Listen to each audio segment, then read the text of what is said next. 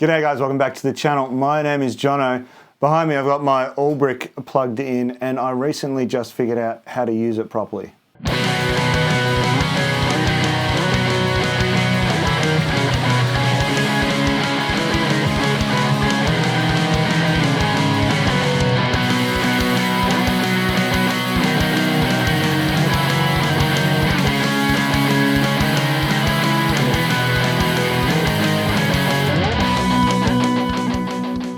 This is my Allbrick Stadium 80. It's featured on a lot of videos here on this channel. I love it. I've had it for a long time. It's hand built EL34, single channel, dual gain stages, dual masters, fun stuff. And you know, I recently did a video with this, calling it my Desert Island amp, and it still is.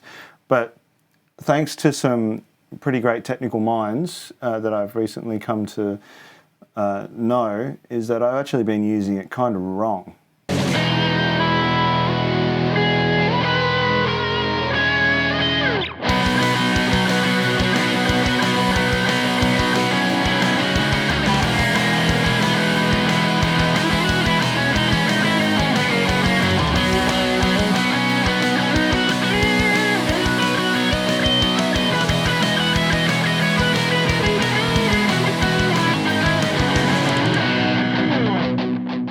This amp really is just kind of like a JTM 45, and it really all made sense to me as soon as a mate of mine told me that. With the dual cascading gains, there's a point where the tone kind of gets very woofy in the low end, and kind of gets a bit muddy, and it's sometimes not desirable. But basically, there's just a point there in the two gain stages where there is a sweet spot, and that's really what I've found now after pretty much learning that the amp's basically a JTM 45. The settings, as you've just seen, are not conservative, but they're also not quiet either. We've got, you know, sound pressure levels of 95 decibels, so we're moving. The masters are up, and that's absolutely what this amp is meant to do. It's a loud single channel-ish amp that's got vintage inspiration from a lot of things, like a JTM 45. So it's definitely meant to sound better with the master up, all the way up, and it certainly does. It's not all the way up right now, but it's definitely cooking the power amp. So let's have a listen on the neck pickup, just to this clean tone.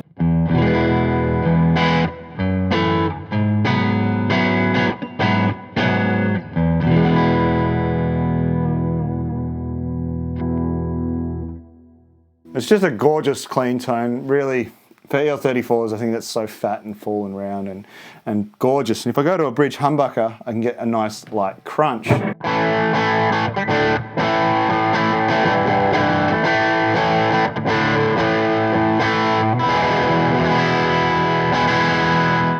there's actually quite a bit of gain on it when you push it. However, if I crank the gains on just the input gain, we kind of get this woolliness out of the tone. So I'm going to try and demonstrate that now.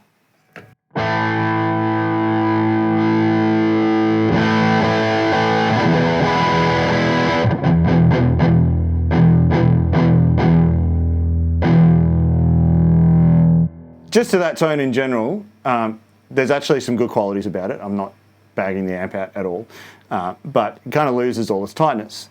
There really is a sweet spot for these two gain controls.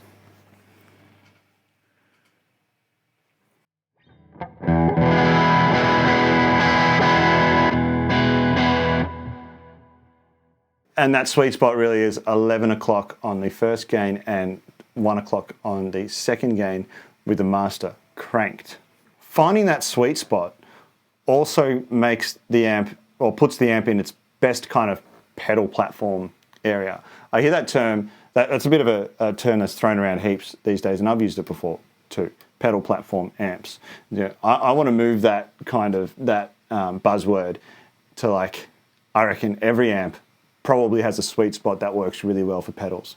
I'm yet to find it on the orange, but for this amp, single channel, maybe single channel amps, we'll say, if you find a sweet spot, it's probably going to be a great pedal platform.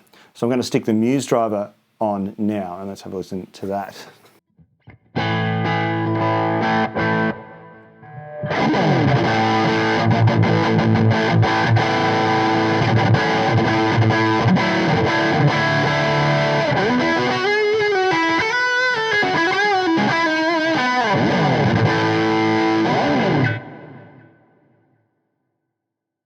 There is way more gain there than I need, so I'll take the drive back to 12 o'clock, and both these switches are in the AT position.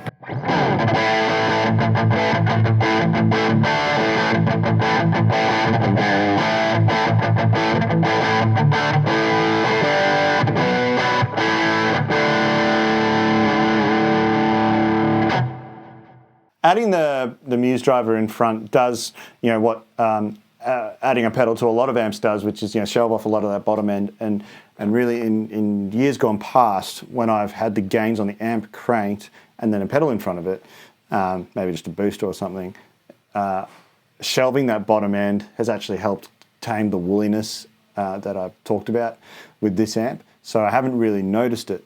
But then, I don't really need a pedal if I'm cranking the master up all the way, do I? Because you get that power amp distortion, which we love in tube amps. So being able now to find the sweet spot and then have a pedal that you can really use rather than just having like a little bit of a pedal that you can use. Now I've got the whole range of the whole pedal to be able to use because I'm in the sweet spot of the amp. The tone that you heard in the track that I played with the Strat was with the Muse driver on and the Skylar and Halo in the effects loop as usual. I'm going to put the big reverb on now and let's have a listen to that.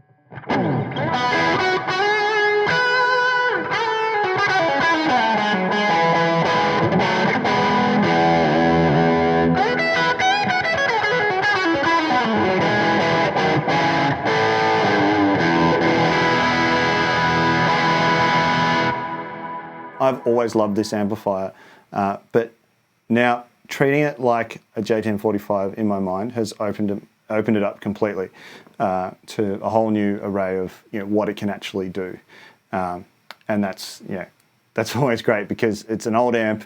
I've had it for ages. I know it, but now I really know it.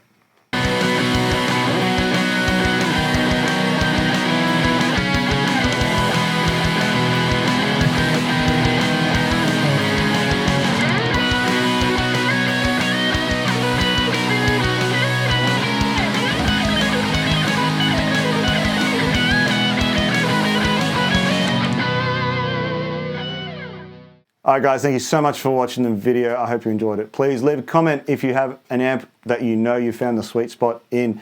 Let's have a chat about it. And head to my website, johnoeatsguitar.com.au if you feel like picking up some Kemper Profiles.